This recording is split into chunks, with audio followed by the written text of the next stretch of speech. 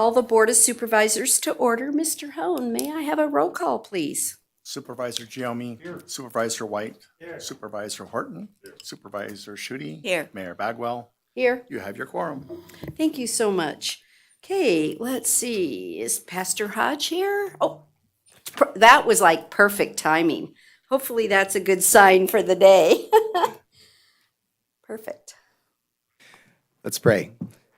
Father, we thank you for your gifts today, for a new day, for the sun that's out, for our city, and for all of those who serve it. We pray that as our leadership gathers this morning, that you would give them wisdom for the agenda that's before them. You would give them integrity and courage to do the things that are good and right each and every day. We thank you for their past service and look forward to their future service. And we pray in Jesus' name. Amen. Amen. Thank you so much for that. Kenny, do you want to start our new year off and lead us in the pledge? Yeah, let's do that. Please join me in the Pledge of Allegiance. I pledge allegiance to the flag of the United States of America and to the republic for which it stands, one nation, under God, indivisible, with liberty and justice for all. Thank you so much. That'll teach you to be in line of sight, right? Okay, we're now on to our opening public comment. I don't have anyone signed in, but just in case someone didn't realize that needed to sign in. Okay, then I just want to let the board know on the agenda, we will have a closed session, so don't go running. We have a closed session for today. All right, we're now on to agenda item 6, which is the approval of our minutes. Does anyone have any corrections or changes? A motion, Supervisor. Go ahead. Thank you. I move to approve Carson City Board of Supervisors meeting minutes from the 4th of December, 2025 as presented. I have a motion and a second for approval. All those in favor, please say aye. Aye. Any opposed, say no. Let the record reflect it was unanimous. We're now on to the consent agenda. I didn't have any requests for further discussion, so a motion. Then I will go ahead and move to approve the consent agenda as presented, including items 7A, 8A, 9A, and that would be the end of it. I have a motion and a second for approval of the consent agenda. All those in favor, please say aye. Aye. Aye. Any opposed, say no. Let the record reflect it was unanimous. Okay. Excuse me, we're now on to agenda item 11A. This is discussion and possible action regarding the appointment of 3 members to the Park and Rec Commission. So first up.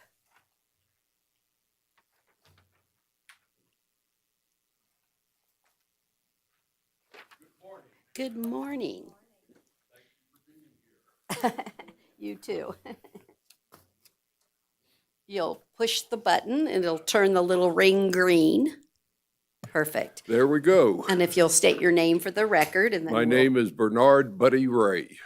All right, you like Buddy. Buddy is what I go by. Okay, let's do that then. So I'm going to just start off with thanking you so very much for applying. Thank We you. need the community to participate on our boards and commissions to make the whole city run well. So really want to just start off with a thank you so very much. Thank you.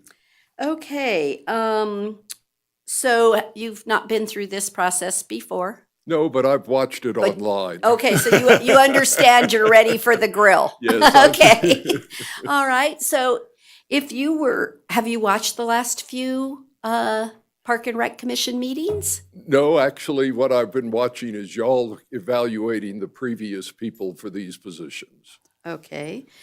What do you think is, give me a couple of future items that you think will be coming before the Park and Rec Commission that you could help with?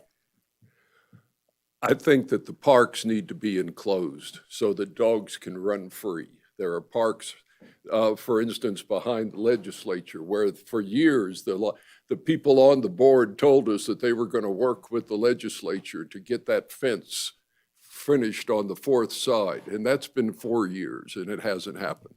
I think there need to be more seating in the parks. There are a lot of old people like myself that bring in dogs and have lots of pets. And we need to be able to sit. I have polio, so standing for a long time is not possible for me. I want parks to be more seating, more benches, more trees. What happened to the trees at Sonoma Park? In the last years that I've been there, there have been 6 trees cut down and no trees replaced. Where's the shade? It's hot in the summertime. I believe that I think that the parks are wonderful. Carson City is a treasure, and the parks are a gift.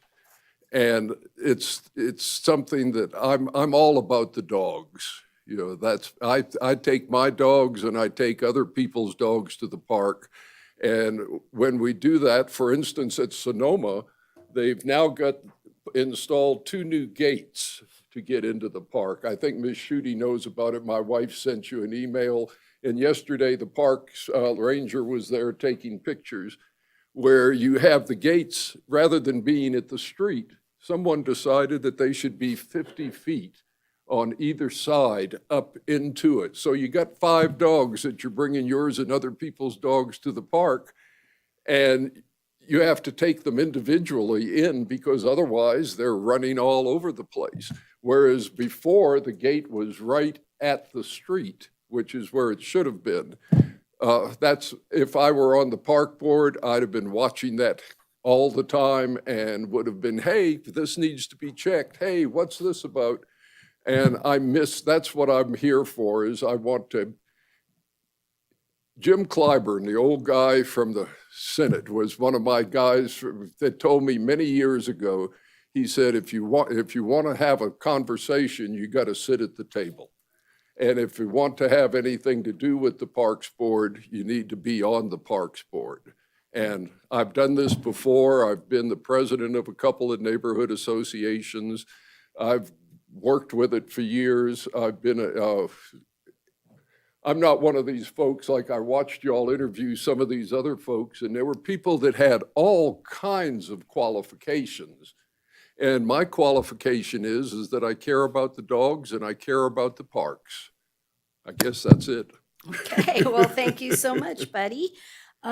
Supervisor Giomi. Thank you. Thank you, buddy. You just talked about our parks and trails and open space and how great they are, and absolutely, I agree. But I'd like to hear how your appointment to the commission can impact the division we don't hear a lot of, and that's our recreation division. Can impact what? Can impact our recreation division, which is also part of parks.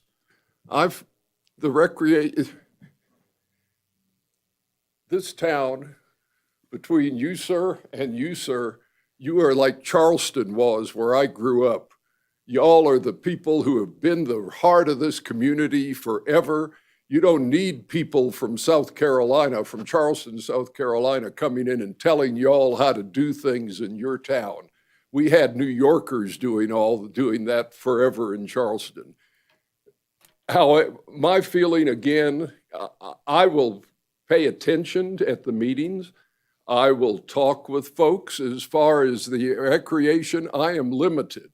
I have vertigo from polio, and I am limited on the walking. I have never played in a basketball game or a football game, any kind of sports. I've never been able to. So I'm not the person who knows all about the team sports and all the things. I'm supportive of it. It's important.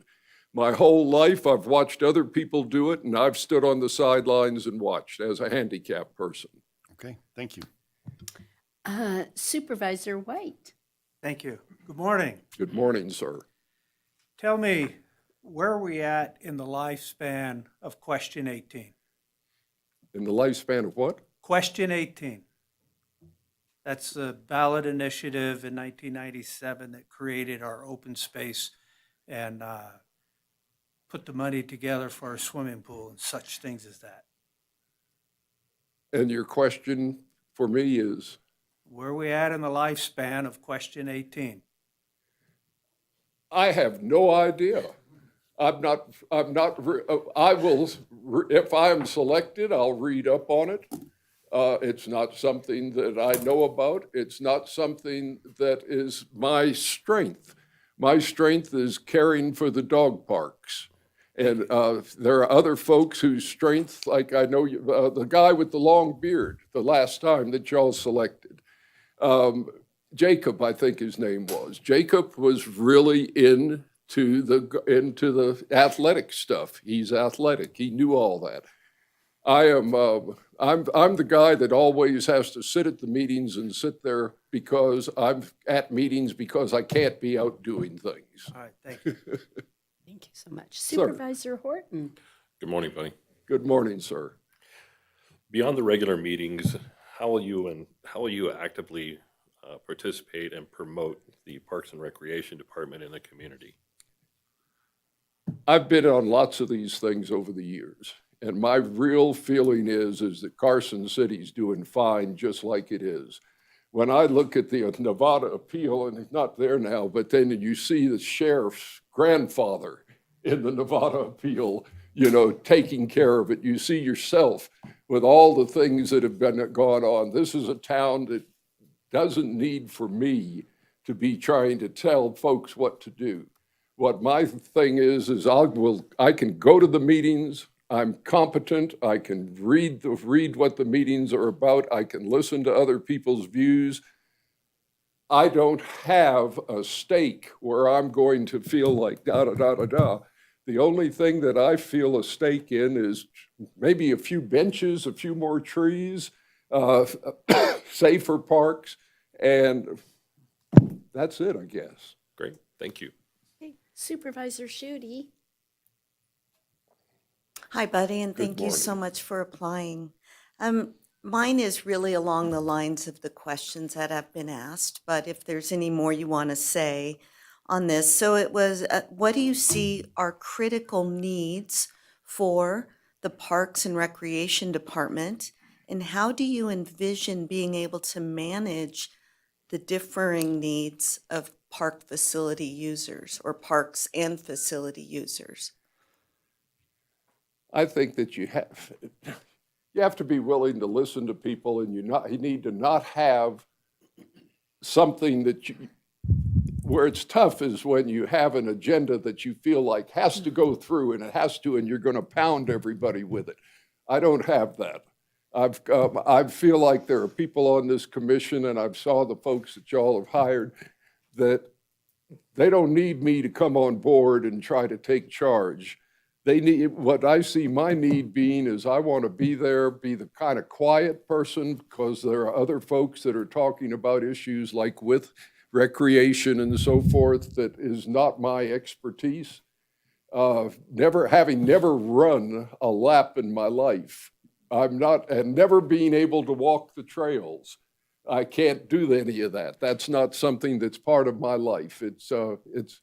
It's very distressing, but I've been disabled. I was in a wheelchair all through grade school. I was in braces through high school. And finally, when I got fully grown, they did enough operations on me where I could actually participate in sports for a few years, but then the leg fell apart again. So that's just the way life is. The bottom line is for having polio, I'm blessed because I've seen the people that really have polio. Right. Well, thank you so much. You're welcome. Okay. Well, Buddy, is there anything else you think as a committee we should understand about your want to do this? Well, let's see. The only things I've done is, if there's a thing I did that was significant in my life, I had a hospital ministry. And for 16 years, I went to the hospital, and then it grew into going to people's homes and grew into where what was a part-time fill-in on a weekend job became a full-time job, and was one of the reasons that we moved away was because it had become so all-encompassing, but it was something you couldn't get away from. But it was affecting me, and so we moved out to the West Coast, which was the most wonderful thing. And ending up in Carson City, I mean to tell you, it's just a great thing. But that was probably a thing I did that if I think it's meaningful.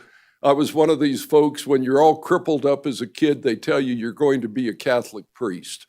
And then when you meet girls, you realize, oh, you're not going to be a Catholic priest, but you're still active in the religion, and still every day is a blessing. And like I say, Carson City is a treasure.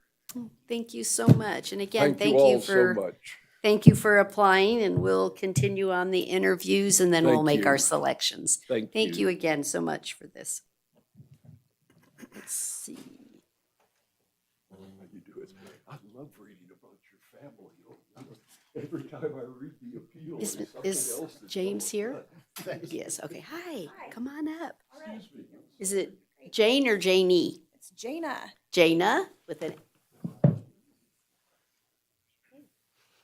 Well, welcome and thank you so much for applying for Yes. the position. And you have not been through this before, so I'll give you just a little bit, or I don't recognize that you've. No, No, I have not. okay, I This didn't is my think first so. time.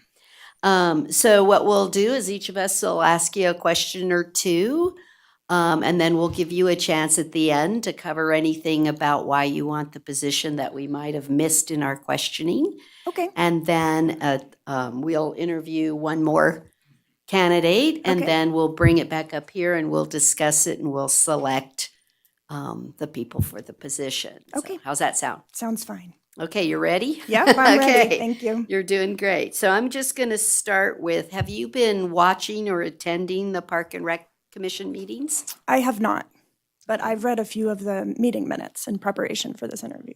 Okay. So what do you see as future issues that the Park and Rec Commission will be addressing?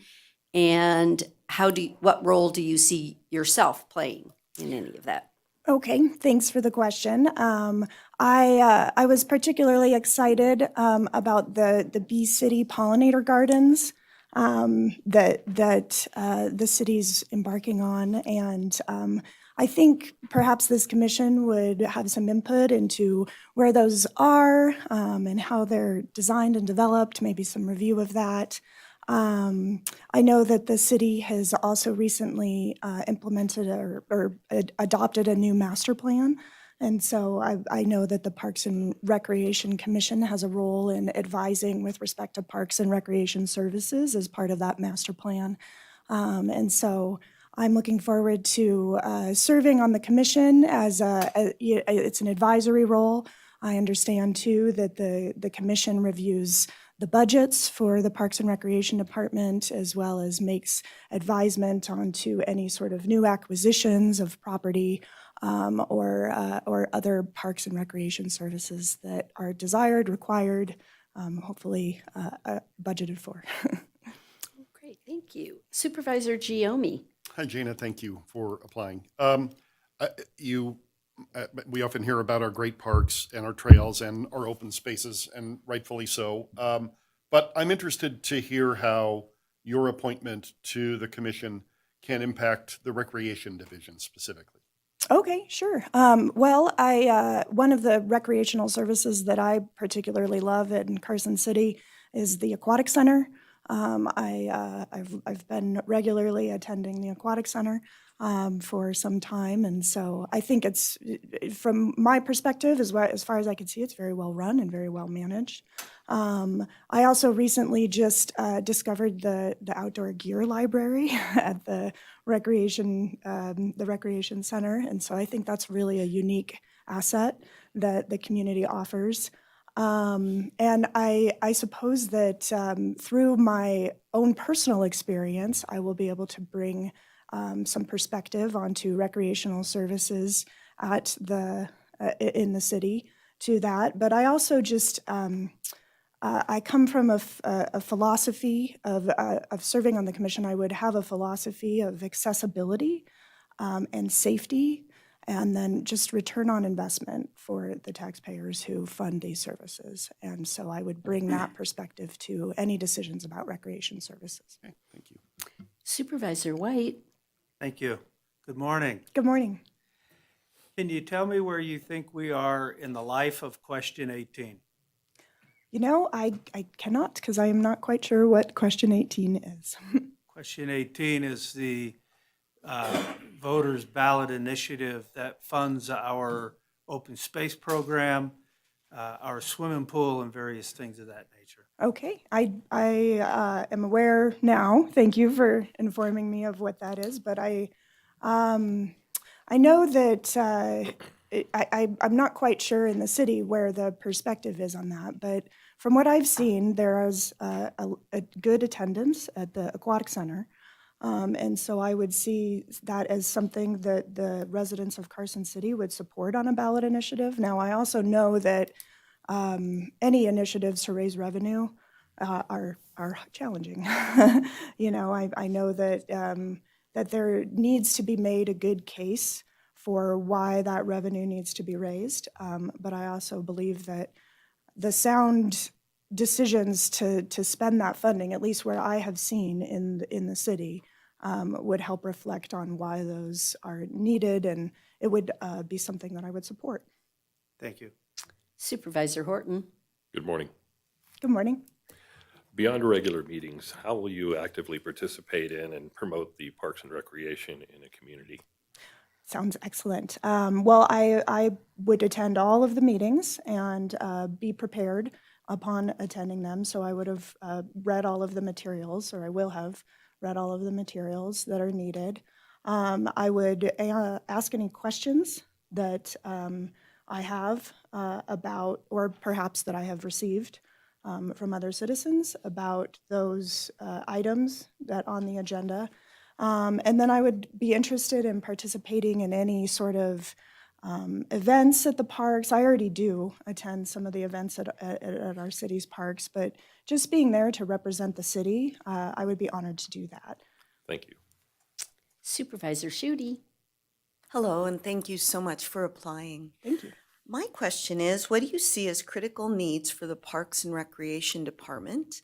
And how do you envision being able to manage the differing needs of park or facility users? Well, one thing that I've always been interested in seeing is a enhancement of food security in communities. And this is any community that I've lived. I've lived in Carson City for 2 years. Prior to that, I lived in Las Vegas. And prior to that, I moved here to Nevada from Arizona in 2015. So I've been a Nevada resident proudly for it'll be 11 years in this year. So that's very exciting. But I've also noticed, at least particularly in Las Vegas, that food security is a big issue. And one of the reasons why I'm so excited about the pollinator gardens in that project is because I think that can also pave the way to other garden projects that perhaps our parks can host. And I think that would be a really interesting use of our park space. And as for the recreational facilities, again, from my experience, I feel like they're very accessible and they're very safe. But my interest in reviewing any sort of proposals that come before the commission from the needs of a recreation facility would be with that perspective of accessibility and safety first and foremost. Thank you. Okay, well, Jana, is there anything that you want to add to the discussion today about your why, or anything we don't know about you that we should before we make a decision? Oh, sure. I just really appreciate the opportunity to apply to the Board of Parks and Recreation Commissioners. And it's always been my desire to serve on a Board of Commissioners for a city. I haven't had the time or the open availability in my schedule to do so until this time. I feel like I would not have given this, applied for the position and expressed interest if I didn't think I was able to serve the commitment of the role. And so I really, I love Carson City. It is our home now. I think it's going to be our home forever. And I just want to be a part of what I see makes the city great, which are the parks and the recreation services, among other things. But I just really love our parks and trails and recreation. So thank you so much. Again. Thank you so much. You're welcome to stay. We have one more interview to do, and then we'll be making our decisions. Okay, thank you. Thank you again. There we go.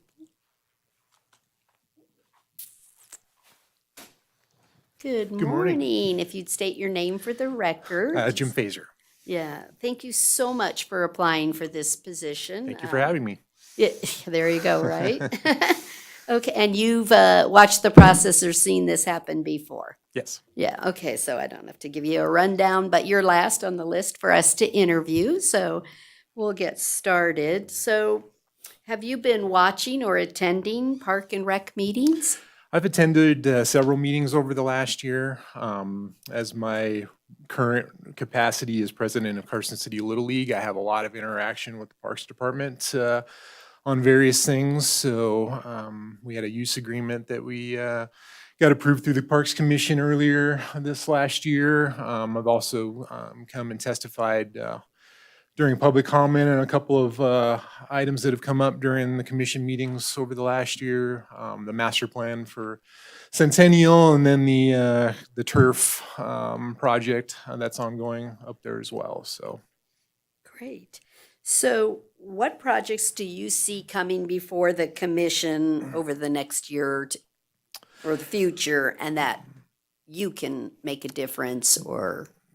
yeah, so really what I see in my current capacity out in kind of the youth sports world is really kind of a shortage of resources. We have a lot of young athletes in this community that utilize our facilities. I'm probably at the MAC 3 or 4 times during the week right now for youth basketball. Definitely in my time out in Governor's Field, there's a lot of demand on the facilities, which is great. That is great for this community. Great to see the youth out there, participating in these activities.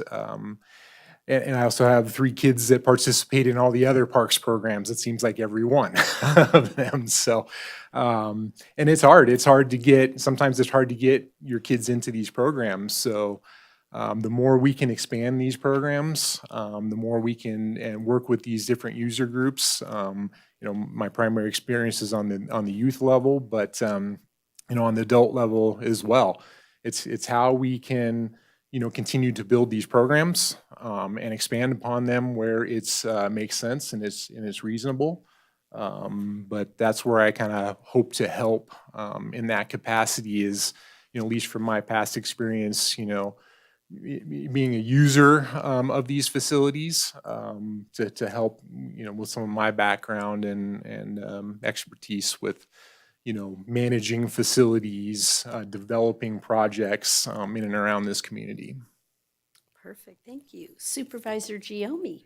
Thank you. And thank you, Jim, for applying. You kind of covered my question, but we're asking the same question to everybody. So I'm just going to go ahead and ask it. Obviously, we all love our parks, trails, open space. It's fantastic. I'm interested to hear how your appointment to the commission can impact the recreation division specifically. So yeah, as I mentioned, I manage a rather large recreation, division facility program in this city already with, probably over 500-ish, kids participating in Little League in the spring, about another 200 in the fall. 3 of my kids also participate in a lot of the recreation programs here as well. So again, I see the need. I see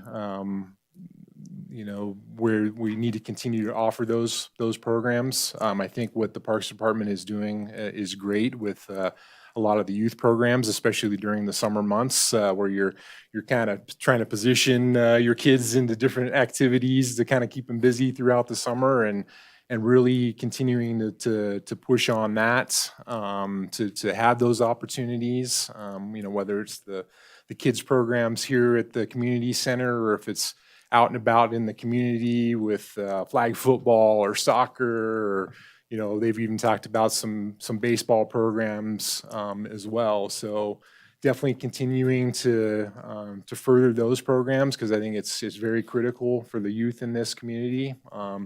And then as well as, on the adult side too, pickleball is really taken off. I know we all heard a lot about pickleball and what a great sport that has become. There seems to be a lot of movement behind, the bicycle, groups and, the bike parks up at Centennial and in other areas. So the more we can push these programs and continue to develop these programs, is all the benefit for this community. Thank you. Supervisor White. Thank you. Good morning. Morning. Can you tell us where you think we're at in the lifespan of question 18? Question 18. Yes. Can you be a little more specific on that? I'm 1997 was a ballot initiative the voters approved to support our open space. It funds our open space program and other things like the swimming pool. Okay.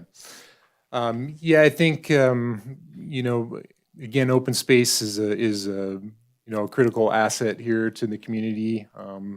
We are kind of landlocked as a community. We're kind of sitting in a bowl here. So, space is running out, with development. And, I think the last bits of open space that, can be managed and utilized for the community is important, again, to further these outdoor activities. I mean, I think Carson City is well established on the map as far as recreational opportunities.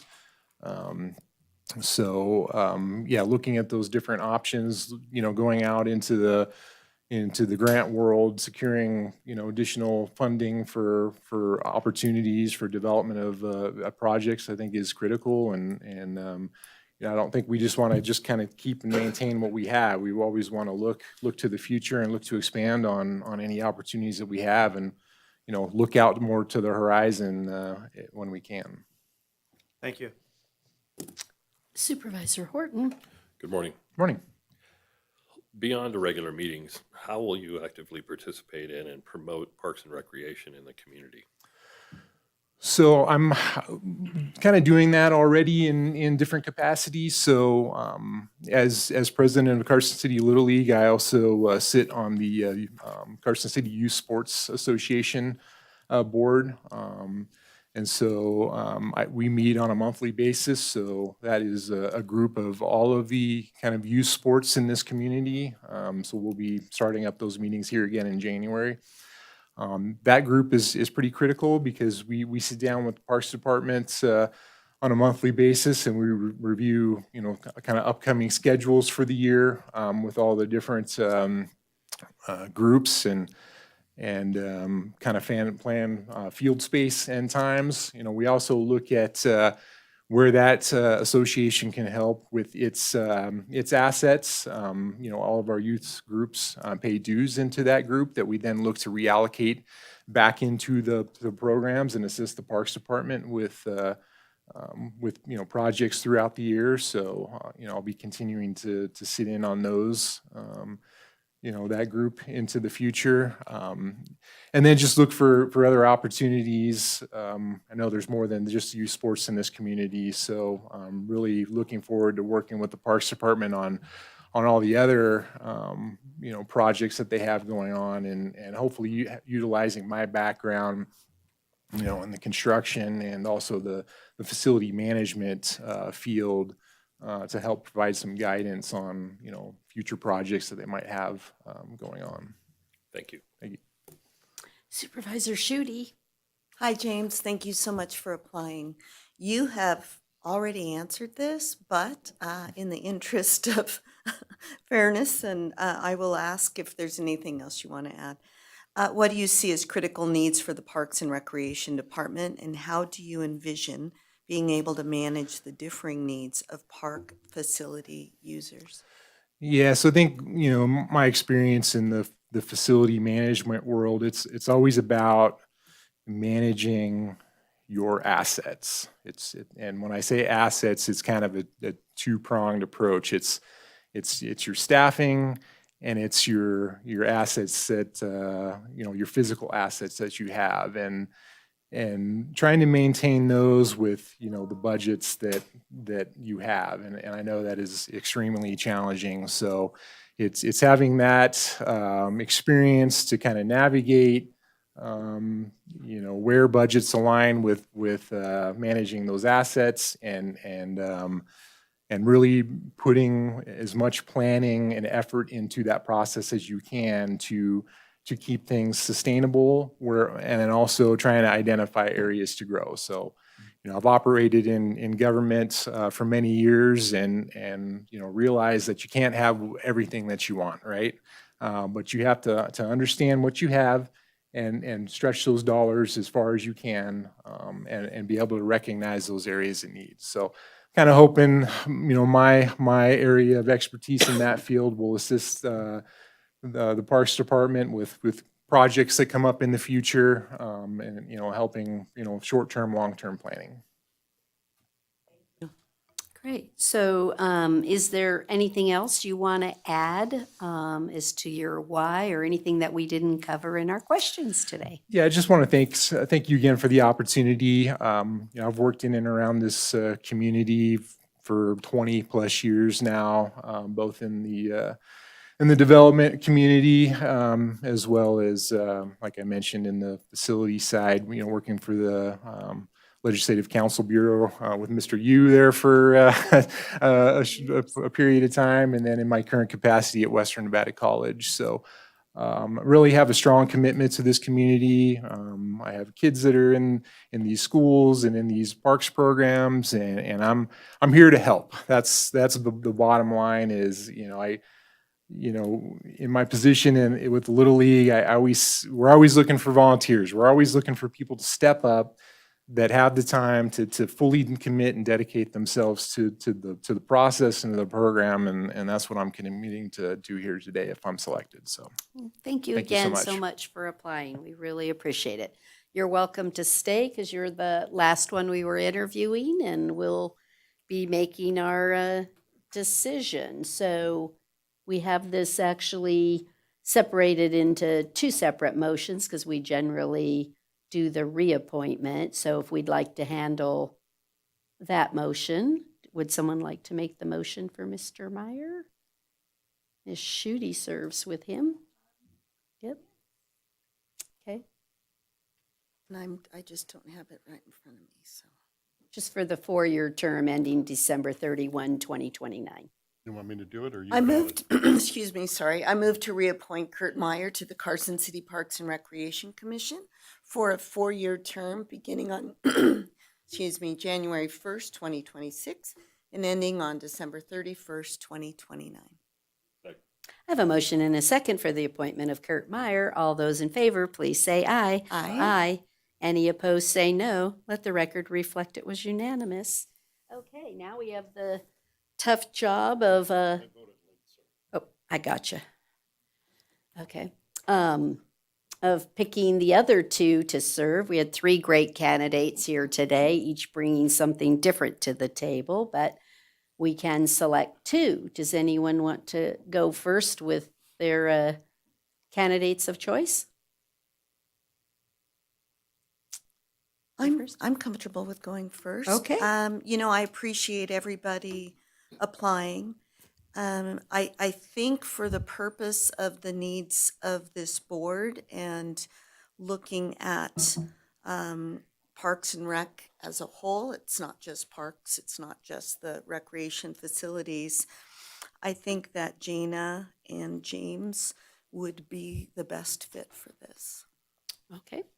Anybody else want to go next? Want to do it? Okay. I'll go next. Good. Supervisor Horton, you're up. Everybody's very qualified, and I appreciate everyone who volunteers. It's a lot of work, and you really have to put your heart into it. And I think all 3 of these candidates are very interested in what's going on in our community, and I appreciate that. I have to agree with Supervisor Schutte. I think Jim and Jana would be the best choices for the position as we move forward. And Okay. there you have it. That's 2. Ditto. Are you next? That's just a ditto. Okay, so What can be gosh, added? we're irrelevant, Stacy, but that's 3 votes, so that makes us useless. Go ahead. I would support Same that. thing? Yeah. Okay. And so will I. So, somebody like to make a motion then for Jana and James?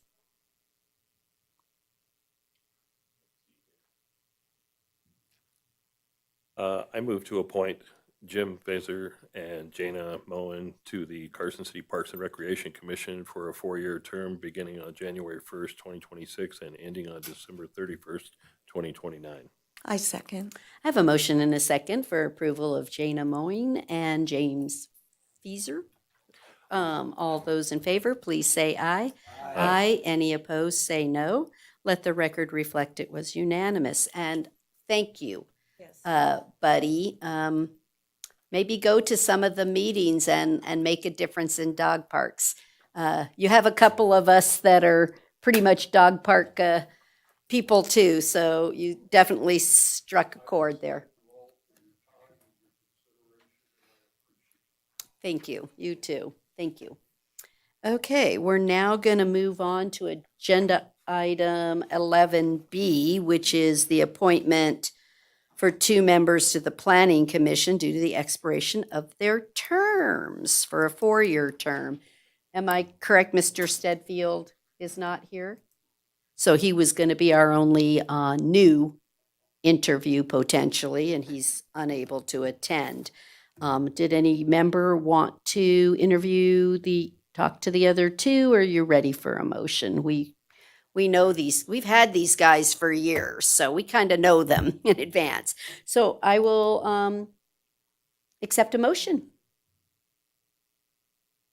You gonna do it, Stacy? Thank Sure, you. I will do it. I move to appoint Charles Borders as the mayor's nominee and Terry Preston to the Planning Commission, each to serve a 4-year term ending 1 January 2030. I have a motion and a second for the appointment of Charles Border and Terry Preston. All those in favor, please say aye. Aye. Any opposed, say no. Let the record reflect it was unanimous. I will say on behalf of Mr. Stedfield, I had served with him on audit committees and things, very sharp individual, and certainly we should give him due consideration maybe on a future appointment. But really good guy. Okay, we're now going to move on to, and thank you, Terry and Chuck, for all your service to the Planning Commission. We really appreciate all that you've done. We know how tough that job is.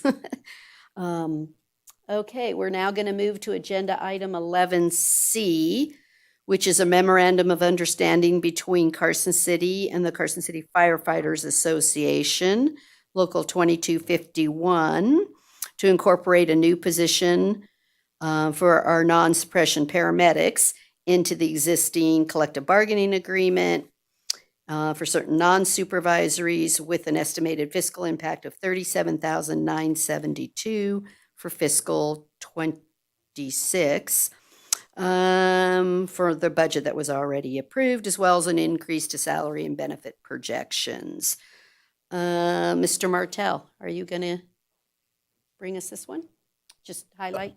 Yeah, happy to, Mayor. Thank you. And as you mentioned, this project has been going on for a couple of years almost now. And Chief Nyberg and I have been working with the team to get this set with the implementation and the stand-up of Fire Station 55. This was the next item on the list to make sure we can continue to serve the residents. I'd like to thank the chief and his team for working with the other part of the team members here to get this agreement before you. And I look forward to getting this service in place so we can get that daytime service when we need it during the peaks here in Carson City. Thank you. Okay, and just one more for rules' sakes, whenever we do anything that deals with agreements. So I'm just going to put it on the record again that the fiscal impact is $37,972 for fiscal 26.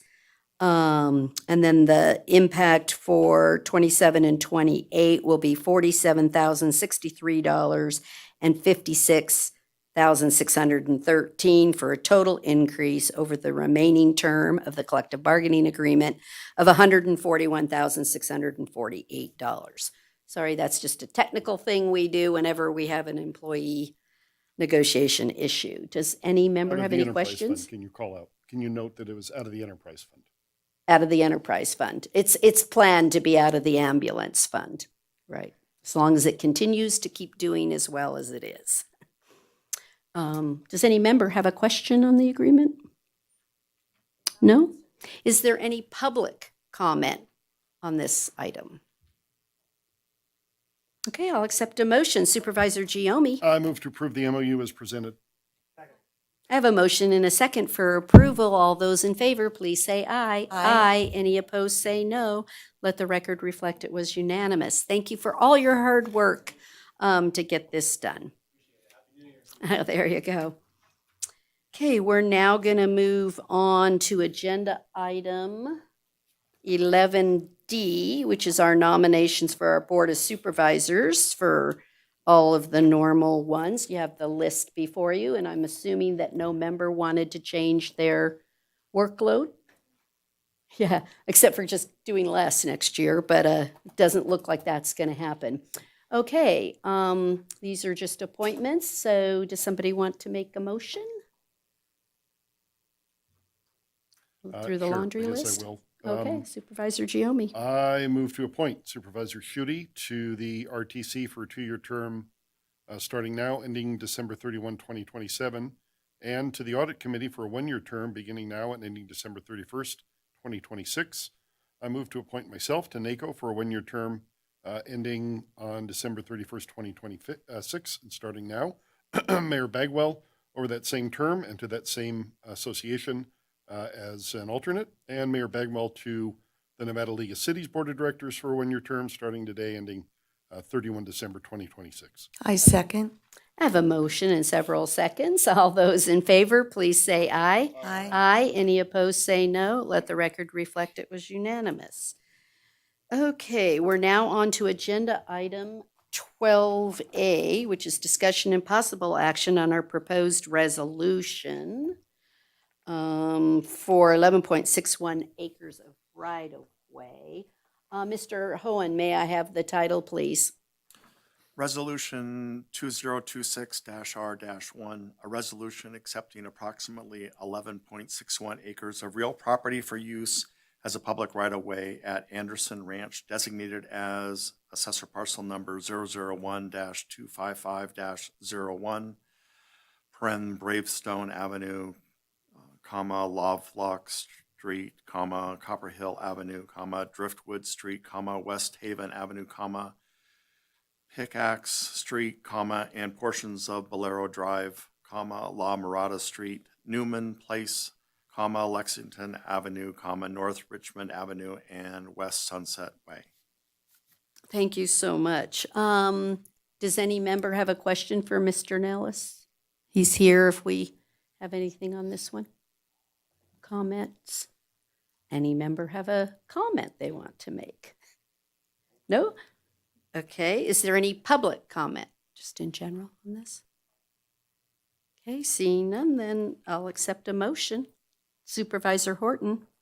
I move to adopt resolution number 2026-R-1. I second. I have a motion and a second for approval of resolution 2026-R-1. All those in favor, please say aye. Aye. Any opposed, please say no. Let the record reflect it was 4 yeses, 1 no by Supervisor White. Thank you.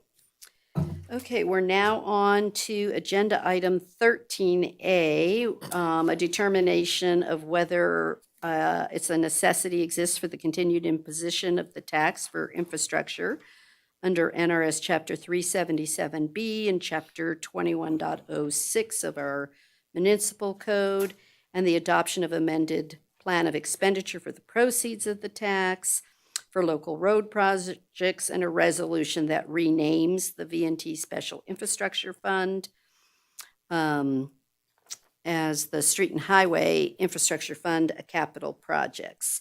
And for the record, there was late material that was put out for this particular agenda item, so that if you're looking at the packet, please refer to the late material. Ms. Ganger, can you give us the highlights of this?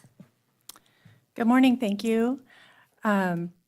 Pamela Ganger, Deputy CFO for the record. Almost forgot my name there for a second. In September of 2005, the Board of Supervisors approved a plan of expenditure for the proceeds of a 1/8 of 1% sales tax to finance a portion of the cost of the reconstruction of the V&T Railroad. In November of 2018, the board then also adopted an amended plan of expenditure to expend any excess funds from the tax over and above the cost of the debt service for the V&T bonds to pay for certain regional street and highway projects. In December, just this last December, the bonds matured and were paid off. And in additionally, at the end of this current fiscal year, the regional street and highway projects that were approved in the prior amended plan of expenditure will also be completed. So at this point, then, the original purpose of the V&T Special Infrastructure Fund will have been fulfilled. The continuation and use of this sales tax, this infrastructure sales tax, has been discussed in prior meetings, prior public meetings, several times for using that funding to help fund the local roads, our local neighborhood roads. So this item before you today is a recommendation that the Board of Supervisors determines that a necessity exists for the continued imposition of the tax and adopt an amended plan of expenditure for local and neighborhood road projects as outlined in Project D of the amended plan. If approved, staff also recommends that renaming of the fund from the V&T Special Infrastructure Fund to the Street and Highway Infrastructure Fund be also approved. Additionally, if this is approved, the fund name is also specified in the Carson City Municipal Code. So we will also need to change certain sections of the code to correct the naming of the fund as well. And that item follows this agenda item. Additionally, I would like to point out a couple of corrections in the amended plan of expenditure. There was a typo on page 1 of the amended plan, which is 199 of your materials. And in the second paragraph, in the first sentence, it says address the sales tax review, and I would like to strike the word review. It doesn't fit in that paragraph. And another typo on page 4 of the amended plan. In the center of the page, the sentence reads, construction, maintenance, and repair for the purposes of this Project D. So I would like to strike the word this.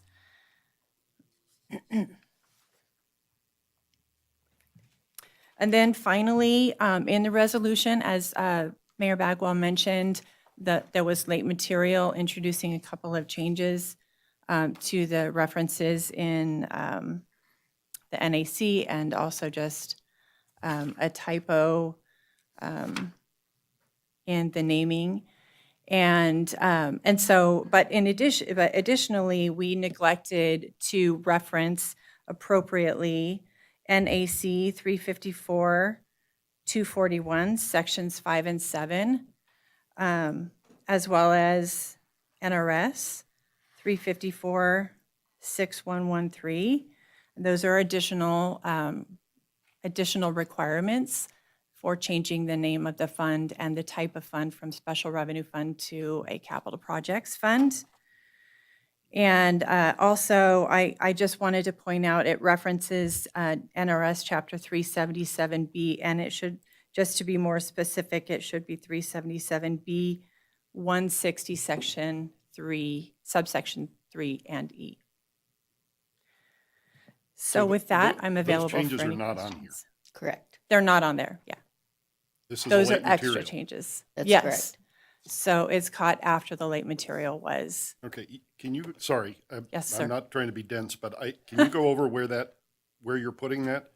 If I'm going to approve a resolution, I'd like to. yeah, and I think I would like to defer to our legal staff to help me put that in the proper place. But I would just like to mention that those things need to be referenced and incorporated into the resolution. Mr. Reese? If it's the board's pleasure to move forward with this item as proposed, what we would recommend to the board is that the board direct staff to come back or note its preference on proceeding with the resolution or not, and if its preference is to proceed with the resolution, to direct staff to come back at the next meeting with an updated resolution. No? No, I think I think we could handle this with conforming direction conforming to the direction. DA's staff. Okay, Mhm. okay. Just to then keep the my, tax moving along. okay. Thank you. We often do conforming. Thank you so much. We'll get there. Anybody? Yeah. Anybody else have a question? So I just want to discuss so we have the 2 typo corrections that we'll make in the plan of expenditure as discussed on the record. And then the other correction will be in the resolution itself. And the discussion is we can direct the DA's office and the finance department to do the requirements that are in NAC 354.241, which was just 2 items that are supposed to be in the resolution. One is you have to list the NRS codes and NAC that are applicable to the particular fund. So that one's just, they'll list add a line that lists what those codes are. And the other item, they have to indicate what will happen if the fund becomes insolvent. And so I think that's the one on the record we kind of need to discuss a little bit, just so that the DA's office understands if the fund is insolvent and doesn't have the money, since this is a capital project fund, and we often do design work in 1 year and then implement the construction in another year, if the actual tax does not happen, right, where there's insufficient money to actually carry out the projects, then the projects would be pushed, right, until sufficient funding.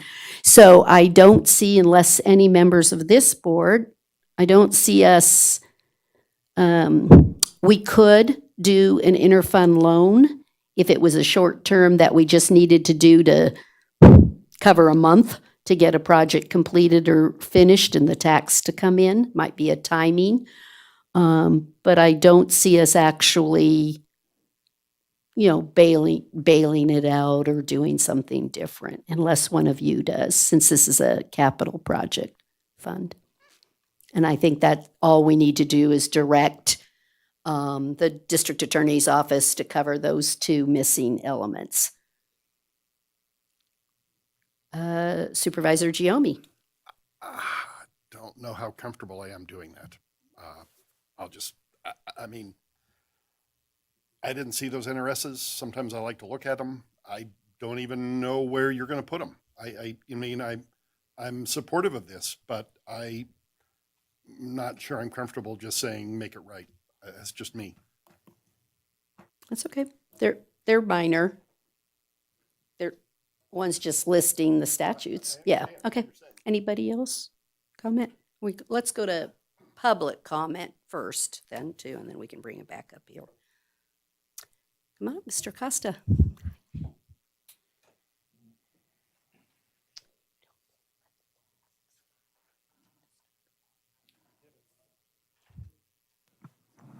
Good morning. My name's Mark Costa, Carson City resident. This amendment is an important opportunity.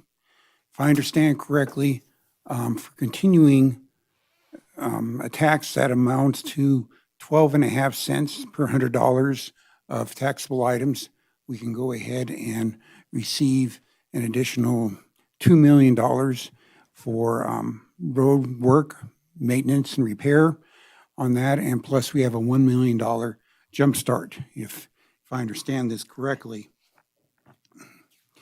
And the fundraising, the funding part for the regional roads ends on June 30th of 2026.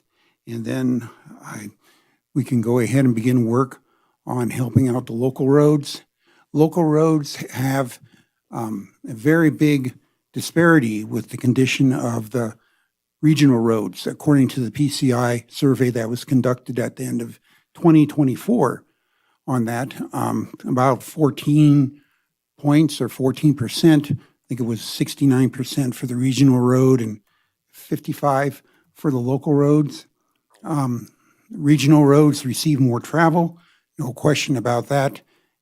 But the local roads are heavily used by the people and businesses that live along those roads and work along those roads. And some of the bad conditions of these roads lead to additional costs for the residents and the businesses associated there for tires, suspension, and other problems that result in that from driving on bad roads all the time. So, this is an opportunity where we can go ahead. I know nobody likes continuing taxes or raising taxes, depending on your point of view, but here is something we can go ahead and use for a lot of, leveraging for that. And I agree, if we can go ahead and make sure we have the legal wording straightened out, I think this is something that would really go ahead and benefit our community. Thank you. Thank you, Mr. Costa. Do I have, come on. Hi, Mary.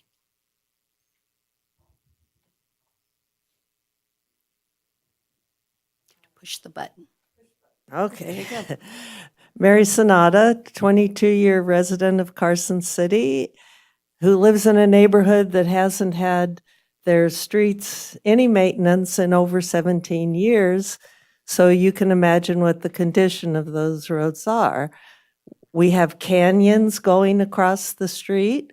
We have spider webs around the outside.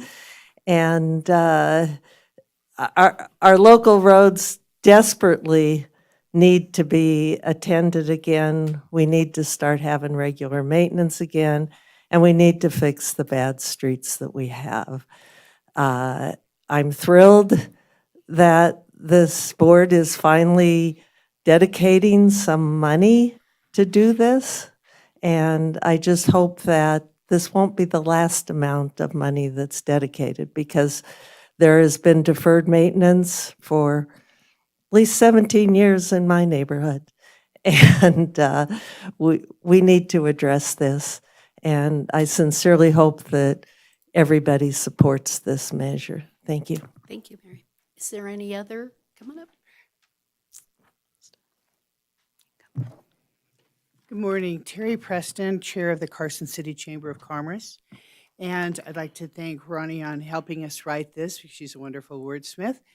But this is a wonderful opportunity for the people of Carson City. The Chamber is in full support of this resolution, since roads are a sign of the prosperity of the community and an economic development tool for new business solicitation and relocation of high-paid professional. Prior roads signaled neglect, while good state and local roads are a source of community pride and indicate a well-managed city. The effect of a 0.125% on a $10 purchase is just over a penny, 1.4 cents, and on $100, the actual tax amounts to 12.5 cents. We think this is a major step forward, which will not negatively affect the pocketbooks of the citizens. Since this tax has already been in effect for 20 years, these are pennies well spent. Thank you. Thank you. Public comment? Mm-hmm.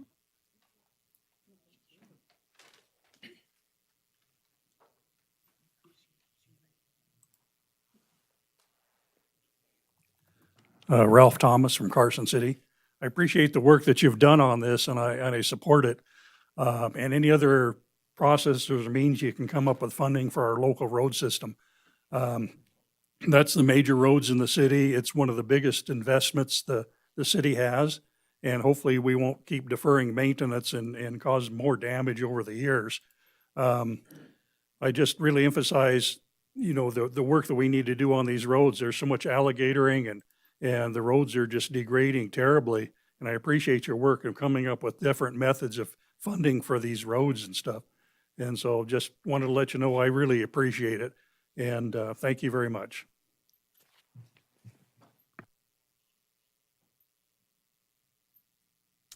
Thank you. Is there any other public?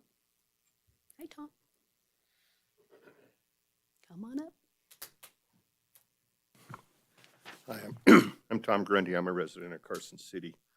And I just, much of what I was going to say has already been said, but I looked at what this tax cost my family, and I conservatively estimated it's about $50 a year. I think that's probably less than front-end alignments due to the bad roads. So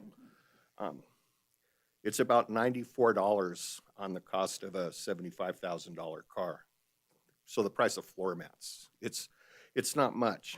And one thing I really like about this tax is it'll generate revenue from people that live outside of Carson City, people that come here to use our roads and shop or work here and, pay sales tax here from that. And that's something I'm strongly in favor of. I do have one thought, though. I wonder if the V&T Special Infrastructure Fund should be named the Local Street Infrastructure Fund instead of the Street and Highway Infrastructure Fund to keep the focus of that fund on local roads. That's what the staff report talks about. That's what has been discussed in public workshops. And I wonder if that's not where the focus should be. And the last thing I wanted to say is I think it's important to point out that I recognize that continuation of the V&T Railroad sales tax will not come close to closing the local road maintenance funding gap, but it's a start. We need to start somewhere, and I think this is a great place to do that. Thank you, Tom. Do I have any other public comment on this item? Okay, let's bring it back up here for some discussion. So let's break this down, if we can, into some of the parts. So the first thing we need to do is determine whether we need to continue, there's a necessity for the imposition of the tax. So that's the highest order of the discussion is, do we have a need? And so should we continue the sales tax? So that's our first element of discussion. I think without question, we have a need. I am in full support. Okay.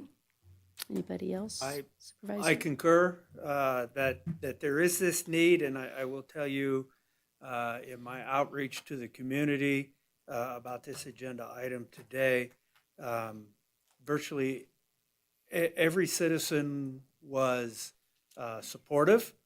They have some concerns that we actually use this money on the local streets.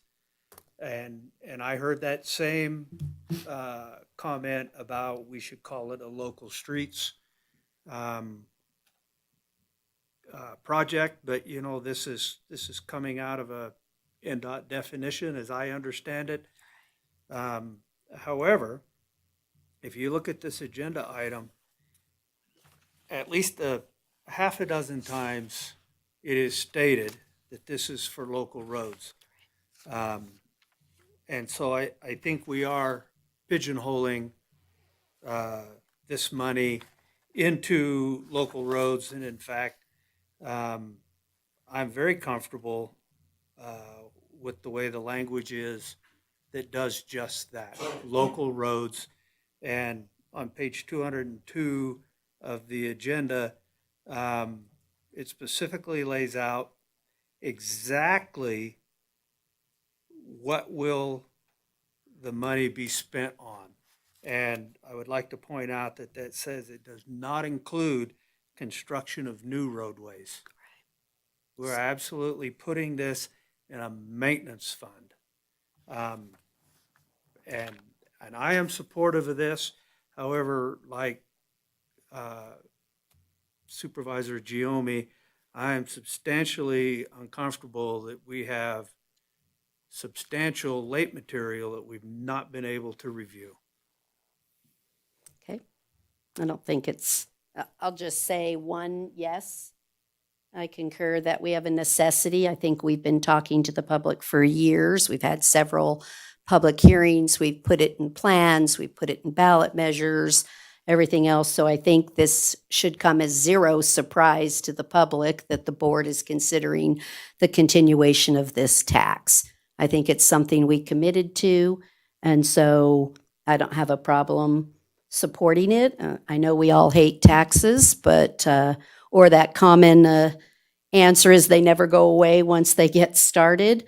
But I think it's something since 2018 we've been discussing with the public.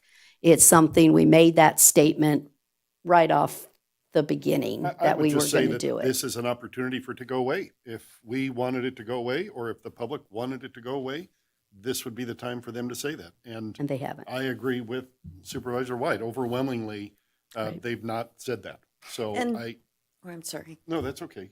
Well, just something that also doesn't go away is the need for the funding. Right. You know, we have roads that need maintenance, preservation, they need work. And so the costs don't go away. And I think that this is really the genesis of the continuation. I too, may I continue if you don't? Certainly. I too have heard from folks, and we heard it here today, Supervisor White said that the local road component is, that's what this is for. I feel like it's well documented, as you said. I don't know that we need to do much more. Some of the comments I had really got into the weeds, and I don't know that it's our position as a board to get that far into the weeds. I think it's our position to set guardrails and to make sure that the guardrails we set sufficiently protect the taxpayers and accomplish what this board is asking. And I feel like this plan of expenditure does that. So the only consternation I had is the light material component. Supervisor Horton. I have to say that everyone I've talked to has been overwhelmingly in support of continuing the tax. We have to start somewhere, as it was stated earlier. This is a great place to generate some revenue and move things forward. But as far as the language goes, I'm very comfortable with it. We've been very specific about what we're going to use it for, what its intent is, and I think we should definitely go forward with it. And again, overwhelming support from everyone that I've talked to. Okay. Let's talk about the resolution for the two components. One component is just listing the statutes, which we've put on the record what they were, so they're just going to list them, and it doesn't matter where in the resolution they place it, it's just an element of requirement. The other component is just the solvency of the fund, which, unless I've missed something here, so I'm assuming we're saying we will not support it with other funding. It will be self-sufficient, and that's the projects we will approve is what is self-sufficient in that fund. Is that what is bothering you, Stacy? Yeah. I guess I hope to understand that more. I don't know that I'm willing to say we won't support it No, with we other could, funds. but not in the Okay, resolution. well, I guess that's where that's the discussion. I mean, Well, what we what can does write, that? you want to write, we may, the Board of Supervisors at the time of insolvency may make a decision to do a interfund loan. Yeah, perhaps. I guess Okay, that's my I question. can live with that. I'd like to hear more about the insolvency component without reading it. Basically, are we saying that if there's no money in the fund, we can't expend funds? I mean, is that the basis of the statement? For me, the answer is that's what we do with every single fund that we That's why I'm have. asking that question. So let me just start different. It's from that Pam, fund, but there's other monies that are available for local roads that will come into play along with this money. but they're staying in their They funds. stay in their own pot, Right. without a doubt. So you couldn't expend money from this pot were it to be empty. But you Right. can't restrict the progress of the road repair if the funding is available from other sources. Correct. That's the crux of my point. Yeah. I mean, so we're saying, I just want to understand it because I don't have it to look at. Okay. if the fund is insolvent, all we're saying is we can't spend the funds. I mean, that's common sense. Is that all there is to it? That's my question. Pamela Ganger, Deputy CFO for the record. And essentially, yes, you as the Board of Supervisors directs us as staff what to do in that situation. So that's all we would be putting in the resolution is that if that were to ever happen, you would be the one to tell us how to handle it. And we would come to you with a recommendation.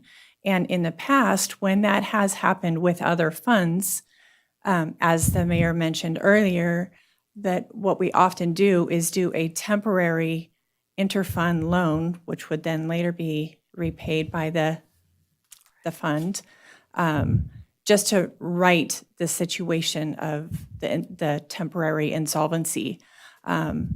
And then you also would determine what further future corrective action we might take. So it is in your hands, and that's it. I get that. I guess what was confusing to me, Mayor, was the Sorry. comment that you made that, are we only going to use these funds? That's what complicated no. the discussion for me. Because, now maybe I misheard you. Okay. Maybe I Yeah. misheard what you said. Yes. But We always have all the other I know funds, that, but in this fund, I get what you're Right. saying. I was Okay. interpreting that to mean that we're going to put in here Okay. that we can only use these No. funds and not any other fund. no.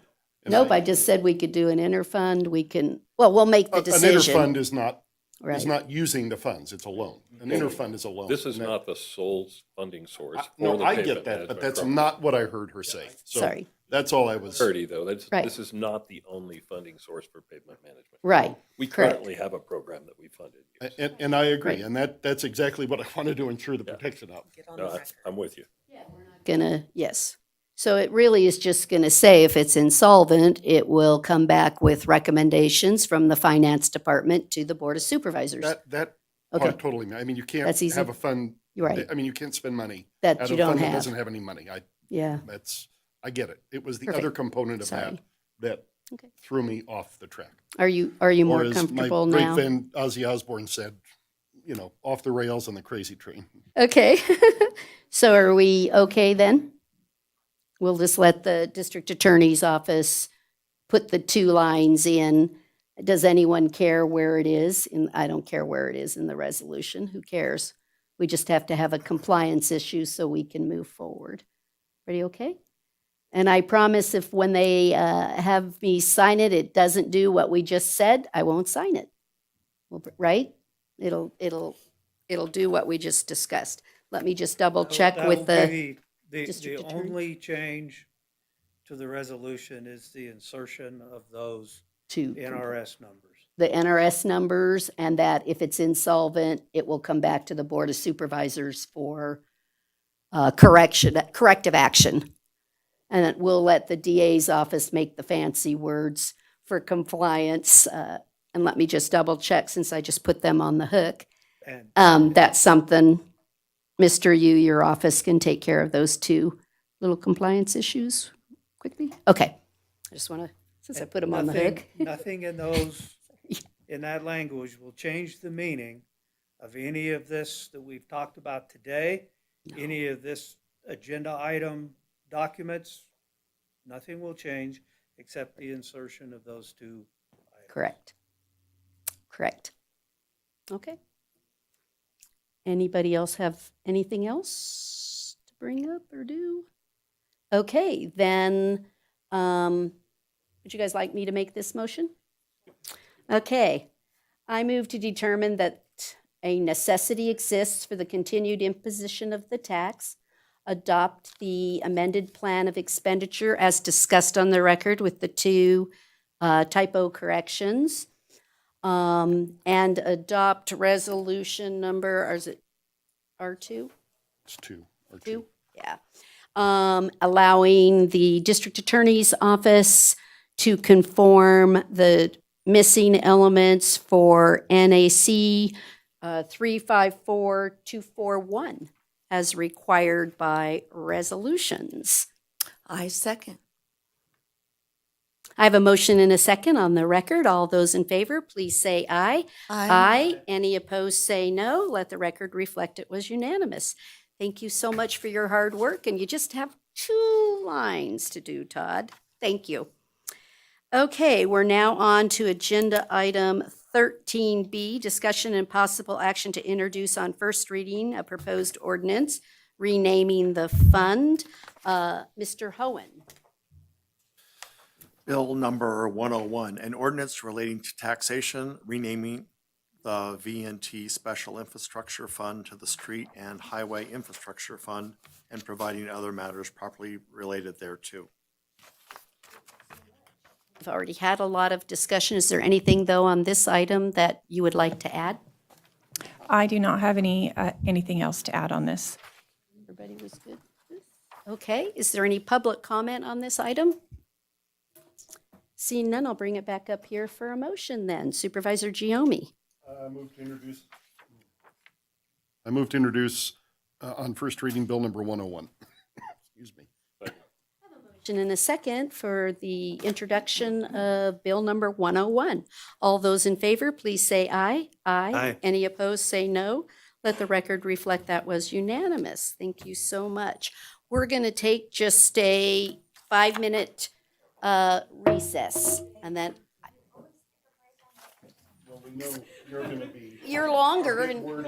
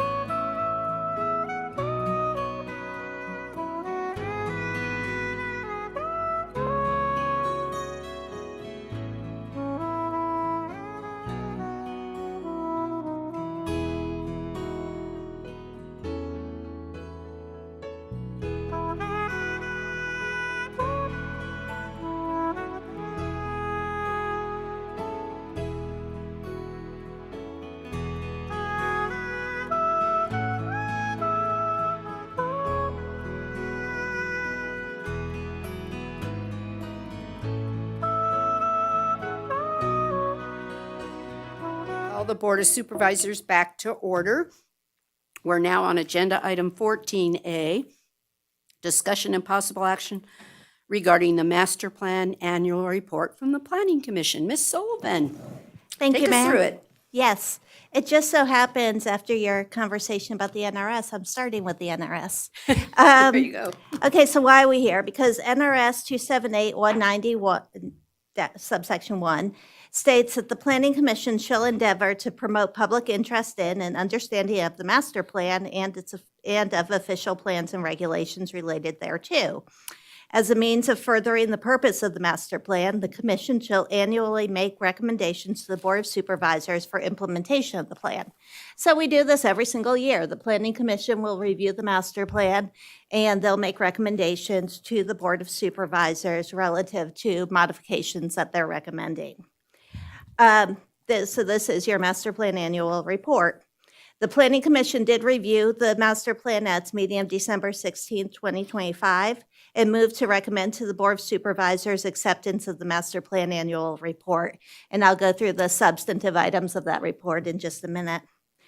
The purpose of reviewing the master plan at this time of the year is for the commission to make recommendations to the board prior to the board setting goals and priorities for the coming year.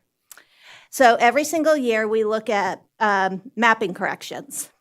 And so this year we did that and identified 2 mapping corrections. One is at 3000 Lampa Lane, and that's the Catholic Church. And what you'll see on the screen is the current land use designation, which is a split designation. It's industrial and public, quasi-public. And so we're recommending that that parcel be designated entirely public, quasi-public. The second one is 4015 Lapeer Drive. You'll see that that property is designated as public, quasi-public, but that's a privately owned piece of land, so it should not be so designated. And so given what's going on in that area of the city, we are recommending that that be redesignated to high-density residential. When we look at the annual master plan review, we also look at any city acquisitions or disposal of land to determine if we need to update any land use designations. In this case, the city did acquire land and it also disposed of land. There's only one parcel where we're recommending a correction to the designation, and that's APN 004-422-23. Right now, the designation is medium density residential, but the purpose of this land is actually, it's part of a drainage channel. And so the balance of the drainage channel did get a designation of open space, and we are and I say we, it's the Planning Commission's recommendation. So the Planning Commission is recommending that this be redesignated to open space. Next, some text changes. So in the downtown character area text, which is policy 6.3B, it addresses the downtown character areas. In addressing the Capitol complex and the state office complex, it states that these properties are not under the city's jurisdiction. It's actually interesting going back to your last item in the discussion of NRS, because a couple years ago, I think I was on the phone with Supervisor Giomi, and he said, I think we have jurisdiction. And all of a sudden, something went off in the back of my brain. I'm like, I think you're right. And looked into it, and sure enough, NRS 278580 states that the state and its political subdivisions will comply with all zoning regulations except for the expansion of any activity that existed on April 23rd, 1971. So the Planning Commission is recommending that we modify the wording in policy 6.3B to avoid, I'll say, the inconsistency with NRS 278580. There's also a recommended text amendment for the Lampa North specific plan. That plan was adopted on March 17, 2016. It was then amended in 2017 to include a lot of the infrastructure portions and essential services and transportation. It's actually comprised of 4 different documents, and the development agreement identifies the precedent of those documents. What was interesting back in 2017 when we were looking at the specific plan is when the Planning Commission looked at it, they identified a certain level of service at certain intersections, and if that level of service wasn't met, there needed to be a road connecting Lampa North to William Street. When it was getting to the Board of Supervisors said, well, we don't want to only speak in terms of level of service. We also want to speak about this in terms of the number of dwelling units. So let's have a number of dwelling units, and once you hit that number of dwelling units, you have to make this improvement. And the idea, the concept at that time, and I was there, was we would have two different measures, but they were measuring the same thing, and they were supposed to reflect each other, but simply use two different units. Over time, and it's been 8 years, we're no longer reflecting the same thing. Background traffic's changed, different things have changed. So right now, when you hit that dwelling unit count, you're not necessarily hitting the level of service issue. Also, everywhere else in the city, we always talk in terms of level of service when we talk about transportation. And so the recommendation is to avoid that conflict and just eliminate the references to the unit counts. At a certain number of units, you have to make this improvement, and rather go back to the level of service. As long as you have a level of service, I think it's C, you don't need to make the improvement. Once you don't have that level of service, you do need to make the improvement. So there would still be a standard in place. The standard would just be using the concept of level of service instead of dwelling units, because the dwelling units are no longer reflective of the level of service. At the Planning Commission meeting, the state had submitted a letter, and that letter is in the packet. And they asked for their land be removed from the downtown character area map, which, by the way, is not the land use designation. This is housed within the text of it's an exhibit in the master plan. So they asked that their lands be removed, and also that the reference to the state office complex be removed from the downtown mixed use, policy DTMU 1.6, which addresses large-scale infill and redevelopment.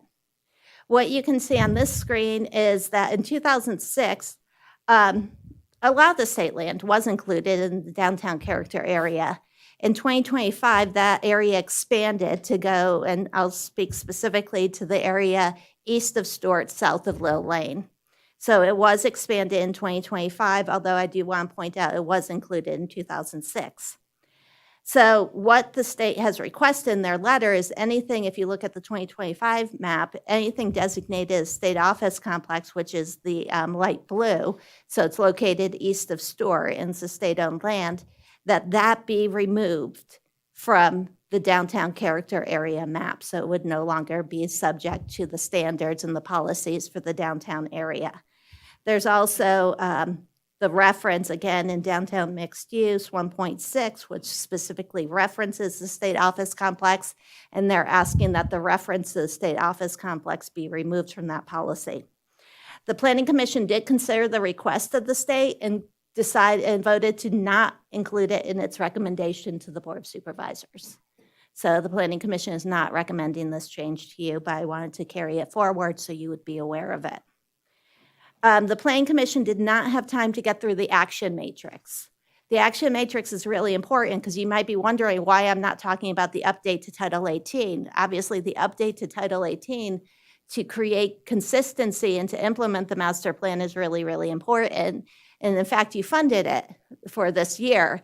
Because Title 18 is not codified yet and it's still in ordinance form, we haven't pursued any type of comprehensive amendments to that document. We do need to do that. That's going to be a big priority, but you're not hearing about it yet because the Planning Commission just really hasn't had time to dig through the action matrix. We will be scheduling that for one of their upcoming meetings, and then we'll bring that forward to you.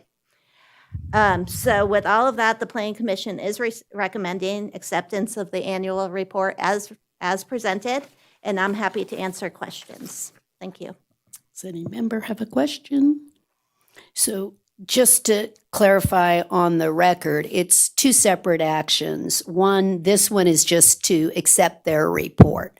Not that we agree with it or disagree with it, just that we're accepting the work and the report. And then the next agenda item discusses the individual actions and whether or not we want to initiate or where we want to go with it. I just want to Correct. make sure that it's a little bit confusing, and I had a lot of questions from the public. Why is this two items? Why? Well, Right, and in right. fairness, it has not been two items in the past. In the past, what we've done is brought to you the annual master plan report, And then based on what you identified, accepted as the report, I accepted that as my to-do list, so to speak. With the update to Title 18 in this year, I opened Title 18 and said, okay, what do we do? Have we changed things? And I read, oh, okay, the board's needs, or the planning commission could do it. I cannot do it. The board or the planning commission may initiate an amendment to the master plan. If you initiate an amendment to the master plan, planning commission has to have their public hearing within 65 days. So we have to move pretty quick because I got a lot of noticing to do. And the way you sort of make application, so to speak, to amend the master plan is via a resolution. So that will be your next item, but in the past, you have not done it that way. You've just done the master plan report, and then I've sort of just acted on what was in the report. Perfect. Okay. So does any member have a question? Supervisor Giomi. So, pardon me. So, how do we get to, I guess, when is the appropriate time to have a discussion about some of the elements that If got you want to removed? open the other Can we item, open I'm the other okay item and- speaking to both. It's whatever you prefer. Absolutely. We will open agenda item 14B for comment. Okay. At the same time, because they are related. Yes. On the North Lampa level of service and versus unit count. That happened before I was on the board, but my recollection was that, yes, typically we deal with level of service, but there are some particulars about this particular portion of the project where I think the board was concerned about just doing level of service because of access issues, quite frankly. And that's the concern that I have. Absent a unit count, I don't know how the developer ever has the incentive to find a path to William Street. We may never reach level of service C, and I think it's kind of critical, or I believe, as I went back and researched from what the board said in 1718, that they were concerned about access specifically to Highway 50 for this project. Correct. And to me, that's why the unit count was added. If we remove the unit count, I don't think that connection ever happens. And I think it was the board's direction that they wanted that connection to happen. My suspicion is that there's been no effort to find a connection between this development and William Street. I look at the land ownership map right now. It's still owned by the casino or a subsidiary of that. There's no easements that I can find. That's my concern. May I, Mayor? You may. Okay, having been here in 2017 and having been the person who received the phone call from the board member who was concerned about this item, what I can tell you is my conversation with that board member, which then created this, was a B, yes, it created B, it's 57B, and then wording in the actual handbook. The board member said, look, I understand this level of service, but to really understand it and help everyone understand it, can we also identify what that means in terms of number of units? And so, that was just a conversation, in fairness, with one person. So with that one person, I remember Patrick Pittenger was the transportation manager at that time. I called Patrick and said, hey, can we figure out what the unit count will be for 57? It was 57 at that point, came out of the planning commission as 57. Can we figure out what that means in terms of unit count? The board's going to, at least one board member wants to know what that unit count is. And so Patrick did what he did and came up with this number of 810. What's happened since then and very recently is we're working with folks who are looking to develop, and they're saying it's the 810 that's messing us up, not the level of service, because they don't equate to the same thing. And so what the board may say is that's okay if they don't equate to the same thing. What I'm telling you is back in 2017, the intent was that they would equate to the same thing. All that said, it is an easement. Gold Dust Way is an easement. And I know that there has been some level of agreement between the casino and certain developers to utilize that access way. There has not been agreement to give up land to make it a road that meets the city standards. And that's what's called out. I can find the language, but there's somewhere in here where it says that it has to be improved and accepted by the city. But that's just the background. So just so you're Can- aware, and that's become a challenge. Can I, Mayor, ask You may. Darren to come up? And, I mean, I looked at Gold Dust West Way, and it doesn't meet width. It probably isn't, I mean, can it ever be accepted, or would it, I mean, how does this get solved? How does this, yeah, there's a building in the way. How does this, just looking for your thoughts. Darren Schultz, Sorry, Public should Works have asked you Director. ahead of time so you could prepare yourself. But being Yeah, the that is a intelligent, very, very broad question. being the intelligent man you are, and with the vast amount of setup. My experience that you thoughts, have, really? that I know you can craft an answer. Yeah, Will so be at we least over the marginally years acceptable. we have looked for ways of how that road could be developed into a city standard city street, and buildings would have to be knocked down, and alignment of parking lots, all of that stuff moved. So is it possible? Yes, it's possible. Is it likely? No, it's not likely. So What if it were to remain publicly accessible but privately owned?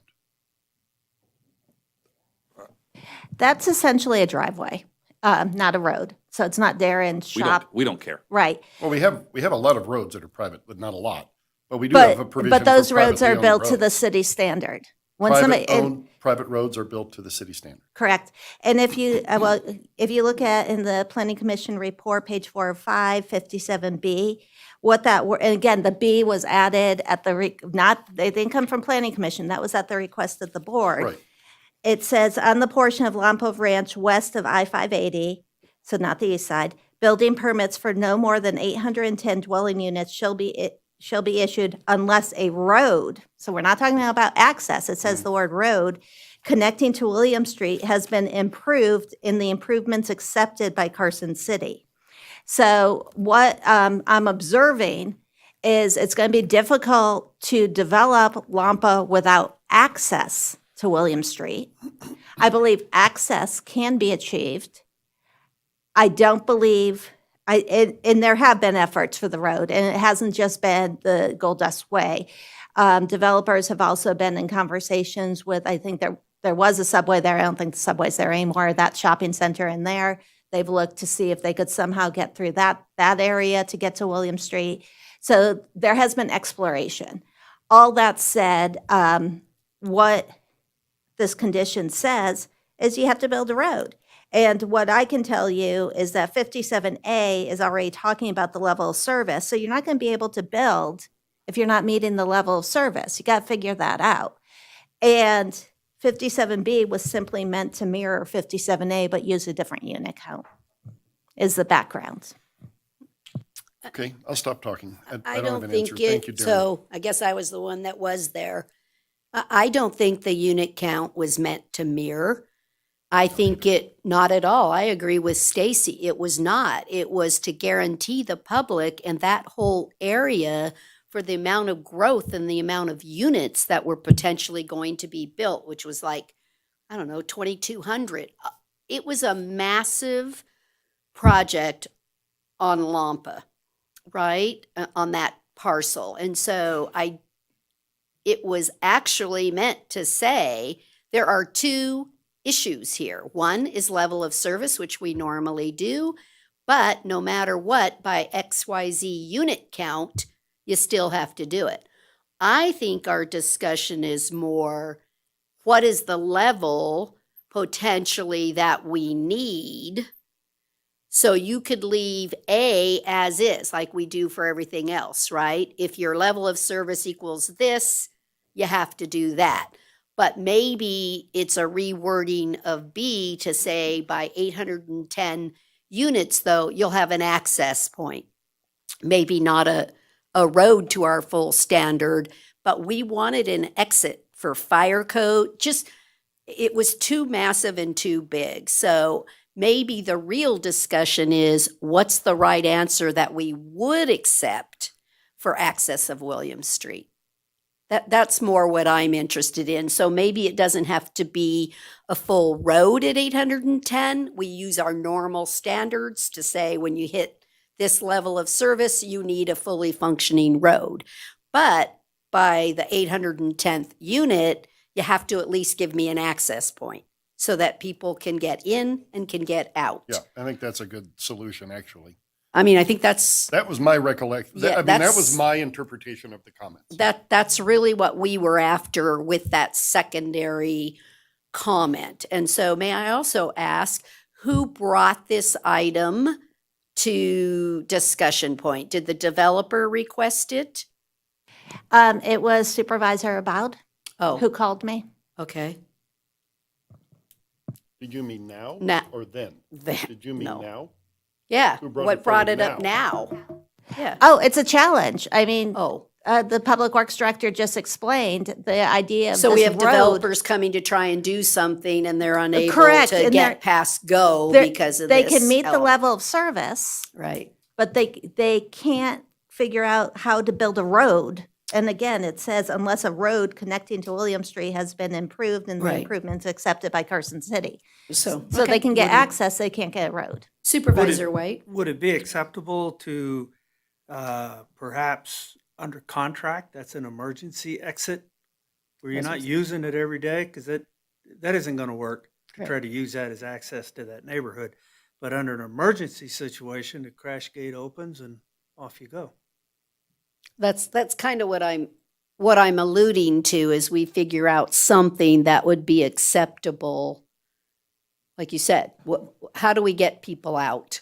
I'm not always as concerned about how we get them in, but I'm always concerned on how we get them out. Do we think the developers are still in a mindset to stay at the same level of units that was on the board at the time this was instituted? Or are they looking for higher density, more or less? We're coming in at a lower number than anticipated at the time of the plan. How much lower? I didn't bring those numbers. Can But- we lock them into that? In other words, if we set this up so they can use Gold Dust Way as an emergency, then all of a sudden they want a 500 unit apartment building? I don't think we can sign them up for Gold Dust Way, first of all. I think if the objective, if this board is saying, well, no, we don't want 57B to go away, but there may be some flexibility there, and that doesn't have to be to a road, but there has to be access to William Street by the 810 dwelling unit. That's direction, because again, since we're doing both of our items, I'll just talk a little bit about the B, 14B. So 14B is a resolution, and what that resolution is it's akin to you submitting an application. The Board of Supervisors is applying to amend the master plan. You're not amending it, you're starting the process, not ending the process. Supervisor White, I recall when Title 18 was coming through as Bill number 106, you had a little bit of frustration because you felt like for the stuff on the master plan, it kept repeating itself and repeating itself. And you're like, we have all these pages, it keeps repeating itself. Well, the reason it keeps repeating itself is because there's a lot of procedural due process. What's going to happen when the way you amend a master plan is first, somebody has to apply to amend the master plan. So this board may pass a resolution today. I'm not sure what it will say. And what I gave you included the stuff about the state land.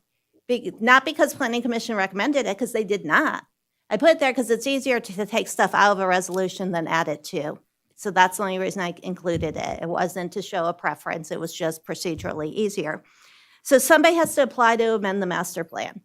Once somebody applies to amend the master plan, if it's you, then within 65 days, the Planning Commission has to have a public hearing. That public hearing has to be noticed. If it's an amendment to the map, I have to do notice by first-class mail, as well as notice in the newspaper, notice on various websites, notice on bulletin boards, all sorts of procedural due process stuff. Planning Commission will then have a public hearing, make a recommendation to this board. This board at that time will have a public hearing and will consider the amendment. So if you want to start as a launching pad, not a landing pad, of saying, let's consider access and see what we hear in the public hearing, we can certainly do that. And your landing pad might look a whole lot different once you have the benefit of public input. But, yeah, I'll stop. That's fine. Okay, I get the Yeah, the overall thought that access is what we're looking for. I think access has to be the point. the kickoff, the launching pad. Okay. All right. Then is there, I guess since both items are open, the next elephant in the room, as we would say, of discussion is the state properties. And so I'm very interested in initiating the plan to have a public hearing on the removal of these parcels from the downtown area. I think that is transparent. I think it also will give the state an opportunity, and I think I heard Supervisor White at one time even say, we don't have the state's master plan, right? It's not presented, it's not done. So this would give the state the opportunity to bring the Planning Commission in a public hearing an actual master plan and the overlays, because I think they have more going on than just the 3 parcels in discussion here. I think something else that can occur in a public hearing and letting them have an opportunity to discuss this, like we did everybody else, that we said, if we got your map wrong, if we didn't get the master plan, because there was a ton of iterations and timing, we said that everyone could come back and look to have their maps amended. So we're honoring that the state, unfortunately, they probably couldn't get it done May 1st to let us know they wanted out because they were embroiled in legislative session and probably bluntly actually getting us the money for this project, right? They're trying to get the CIP approved. So I look forward potentially, if we would support initiating for the state to come out of this section, the opportunity for them to bring to the public and to all of us their master plan, their intentions, the economic impact that it would have on employees, and what the rest of the plan is. Sorry, and I think we also, it is a difficult thing with the other amendment that you had to realize that what level are they subject to versus everyone else that comes into the city, right, to do business? Where's that difference between a state bringing an item and a general common developer or whatever bringing an item? And so it says they have to do zoning, and then one could argue what parts of the master plan. And I'm interested in everything potentially having alignment, right? I want to maintain the integrity of the master plan and not approve things that don't meet it. So I think they deserve a fair shot at coming in and amending the map, just like we allowed everyone else to do. And so I'm in support of initiating that master plan amendment to go back to the Planning Commission to look at the state's parcels. Supervisor Giombi. I agree with you. I think I would add that a consideration in all this is that it's very likely, and I know we're talking about developing the old children's home land. That didn't start. That didn't start in September of last year. That started years and years and years ago. Going back at least 15 years when I was the fire marshal here, we were talking to the state about stuff in that land. So, I think your point is well taken that we have to have some discussion because the state needs to communicate to us, to the public, that it takes a lot to get to the point where they're ready to build. So I think this is a wise move to send it back. I know there are some representatives from the state. I would just ask that, in this process, we want to be partners with the state. Obviously, we're the state capital, and we want the state to build. It's good for our citizens. It's good for our community. It helps our businesses. It gives a place for employment for our residents. I just would hope the state would look at us as a partner as this work gets done so that we can have some integration. Obviously, the state has concerns. I get it from my background, and I know that putting a building adjacent to a road can be a scary thing, especially a government building, especially now. So I get that. But I think the transparency, taking it back to the public is a really good way to go. And I think it's a positive thing, so. Anybody else? Any of the other elements that the Planning Commission was recommending? So we want to change it potentially on 57B's component to access. I have some wording prepared when you're ready. I don't know if you wanted public comment first. I'll take public comment in just a moment because I'll take it on both items. Certainly, Supervisor White. Yeah, this resolution in 14B that we're talking about is to initiate an amendment to the master plan. Can you give us a rundown on what are the next steps? What's the scheduling? What's the process for that to take place? Primarily in a light that sets it up so that the public has an opportunity to make comments should they choose to. Okay. And if you look at page 215 of your packet, we kind of tried to outline that for you, although it's not a perfect representation. And I'll explain that in a minute. Okay, so on the 15th, actually, just so you know, I've already told my staff before Christmas to start working on this because we have to move so fast in the anticipation that the easy ones, the map ones. So on the 15th of this month, all notices of public hearing have to be out. That means all the first-class mail, we have to figure out all our noticing requirements. Everything in the newspaper has to publish by the 15th. We have to have things on the city and state website, noticing anything we're amending or the Planning Commission's conducting a public hearing on. I'm not going to say we're amending because you may not amend it. So the Planning Commission's going to conduct a public hearing. Some of these items, not all of them, only because my staff doesn't have capacity to take all of this plus everything else they're doing. So some of these items will go to the Planning Commission for a public hearing on the 28th of January. Others will go to the February Planning Commission. So for those going the 28th to the Planning Commission, the noticing has to be completed by the 15th. We will then target the February 5th Board of Supervisors meeting, where you will consider the Planning Commission's recommendation and you will have an opportunity to amend the master plan.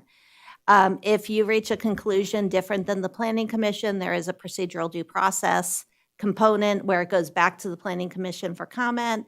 Planning Commission provides you with a report on what you're proposing to change. It comes back to you and then you vote. But that's only if you reach a different conclusion than the Planning Commission.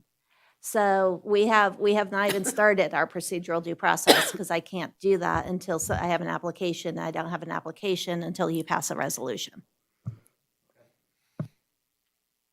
Okay, anybody else? Okay, let's go with public comment on agenda item 14A or 14B. Okay, we don't need anything. Then Hope, you said you potentially had some language for us to consider then for. Yes, I This is in do. 14B on the resolution? Yes, it is. So for 14B on page 218, I'd suggest maybe adding a whereas that says the whereas the city finds access to William Street from Lampa North to be desirable. And then under the now therefore be it resolved on number 1, and I'm on page 219 of the packet. Number 1, Lampa North specific plan, it will read modify condition 57B of the conditions of approval dated March 16, 2017 to acknowledge the need for access.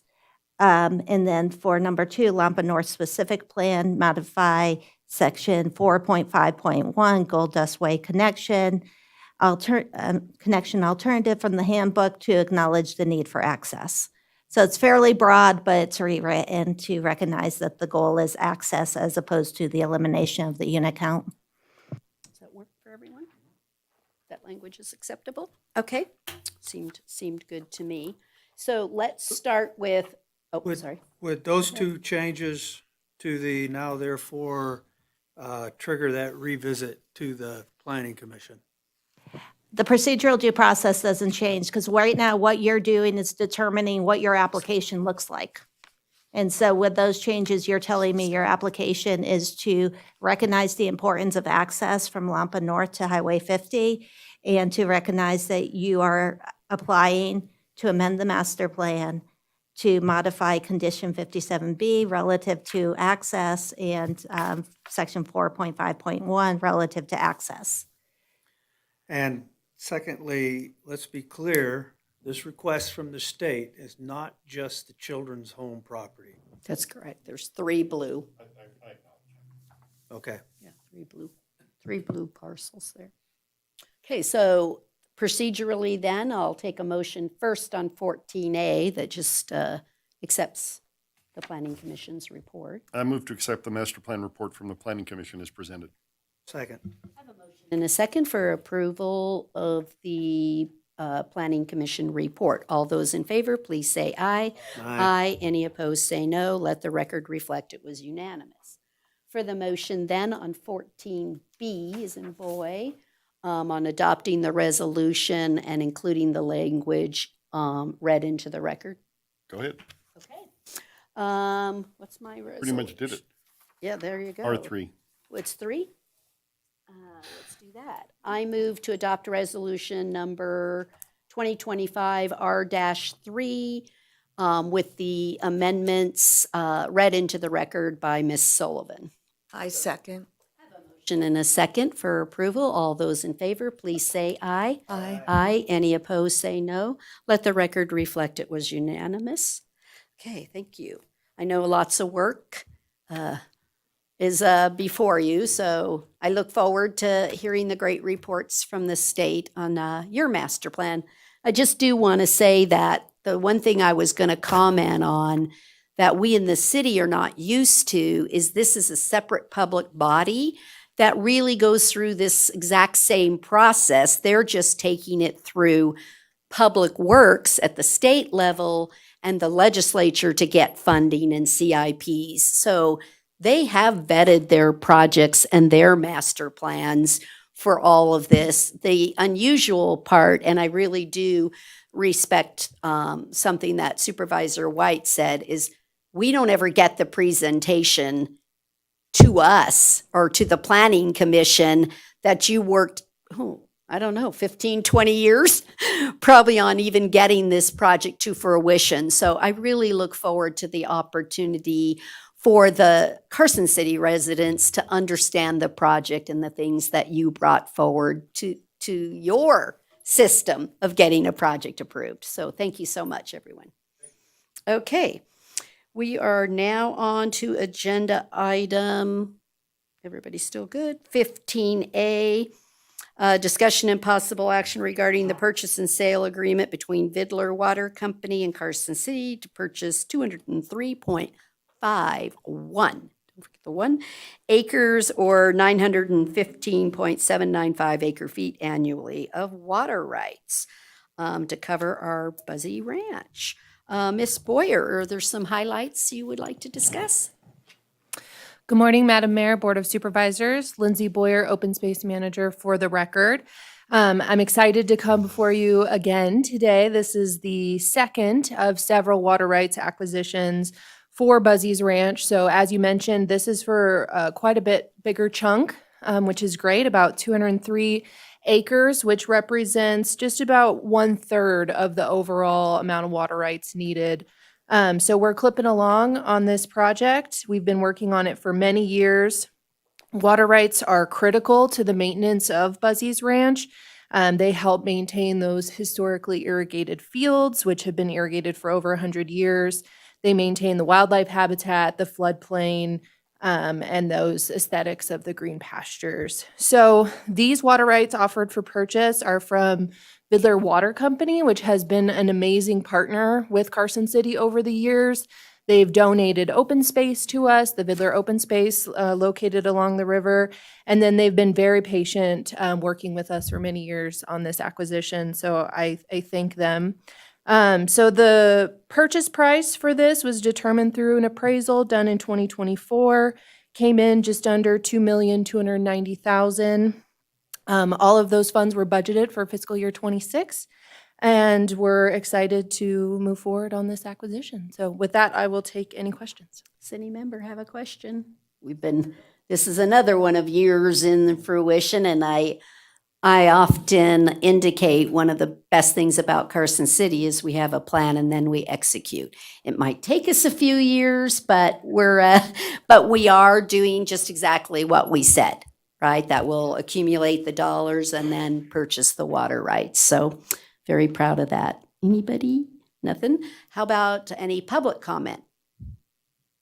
Okay, then I'll bring it back up here for a motion. Supervisor Horton. I move to approve the agreement as presented. I second. I have a motion and a second for approval. All those in favor, please say aye. Aye. Any opposed, say no. Let the record reflect it was unanimous. Thank you so much. Okay, we're now on to our non-action items. Does anyone have anything they want to share? We all had a great time off. It's like we're back in the saddle and welcome to 2026, right? Who had time off? Oh, there you go, right? Okay. Okay, with that, then we'll move to our final public comment. As they all exit, I guess we won't have any. Yeah. Okay, so we've taken care of that. So then, if there's no objection, we will adjourn as the Board of Supervisors. Everybody's good? I can keep on Can I have plugging 2 through? minutes? I'll just- You need a quick recess? Very quick. We can probably do redevelopment because it's only minutes and, can you make it? It's just appointments? Okay. Let me go ahead and call the redevelopment authority to order. I'm guessing it says roll call, please. Chair Bagwell, Here. Vice Chair Giommi. Here. Member Horton, Member Schutte. Here. Member White. Here.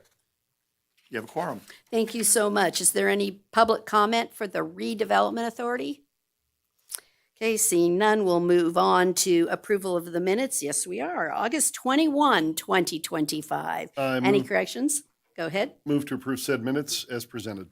I have a motion and a second for approval of the minutes of August 21, 2025. All those in favor, please say aye. Aye. Aye. Any opposed, say no. Let the record reflect it was unanimous. We're now on to agenda item 23A, which is discussion and possible action on the election of the chair and vice chair, each for the one-year term ending on December 31. Assuming we both said yes, we want to, just like everything, continue. Anybody else? Okay, I'll take a motion on 23A. Supervisor Horton. I move to appoint Mayor Bagwell as the chair and Supervisor Giommi as the vice chair of the Redevelopment Authority, each for a one-year term beginning on January 6, 2026 and ending on December 31st, 2026. I have a motion and a second for approval. All those in favor, please say aye. Aye. Any opposed, say no. Let the record reflect it was unanimous. We'll now move on to final public comment. Agenda item 24 is final public comment. Don't see any. Okay, with that, unless there's an objection? No. We are adjourned as the Redevelopment Authority. We'll ask everyone to exit unless you're part of the closed meeting to confirm.